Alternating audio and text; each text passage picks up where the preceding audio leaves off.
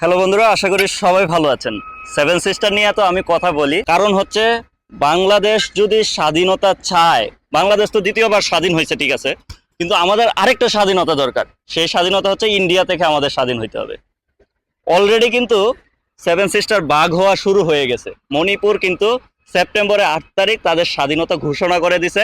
এটা আমাদের বাংলাদেশিদের জন্য একটা সুখবর, যদিও ভারতীয়দের জন্য এটা কষ্টের বিষয়, কারণ মণিপুর অলরেডি কিন্তু বিশাল দাঙ্গা চলতেছে। মণিপুরের যে অবস্থা শুরু হয়েছে বর্তমানে, আমার মনে হয় না যে মণিপুরকে ধরে রাখতে পারবে ইন্ডিয়া। তারা স্বাধীনতাও চাচ্ছে এবং তারা অলরেডি স্বাধীনতার ঘোষণা দেয়া দিছে। ভারত আমাদের দেশের মানুষকে নির্মমভাবে হত্যা করছে।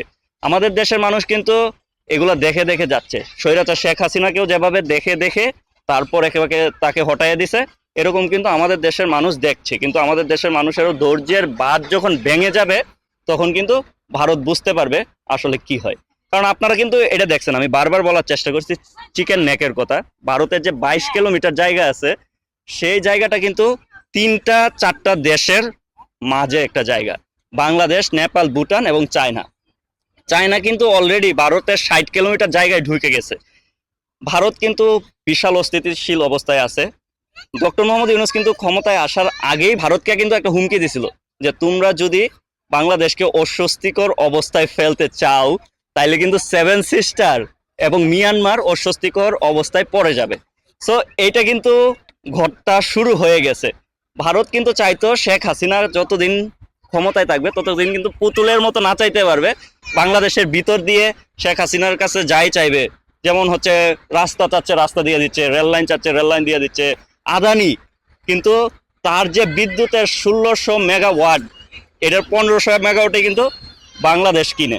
এটা কিভাবে কিনছে? বাংলাদেশের যে শেখ হাসিনা দুর্নীতির যে কারখানাটাই ছিল কিন্তু ইন্ডিয়া।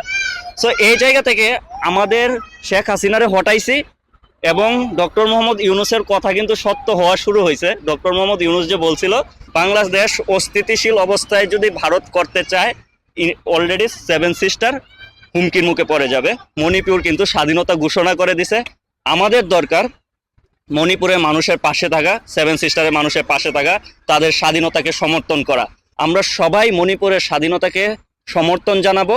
মণিপুরে প্রবল দাঙ্গা চলতেছে, মণিপুরের অসহায় মানুষরা স্বাধীনতা চাচ্ছে এবং মোদী সরকার সে যেভাবে মণিপুরের মানুষের উপর টর্চার করতেছে, ইন্টারনেট বন্ধ রাখতেছে, এই জিনিসগুলা কিন্তু খুবই ভয়াবহ। এই জিনিসগুলা যদি হইতে থাকে, শেখ হাসিনা যেমন বাংলাদেশের মানুষ দমায় রাখতে চাইছিল, মোদী ঠিক সেইভাবেই মণিপুরের মানুষকে দমায় রাখতে চাচ্ছে।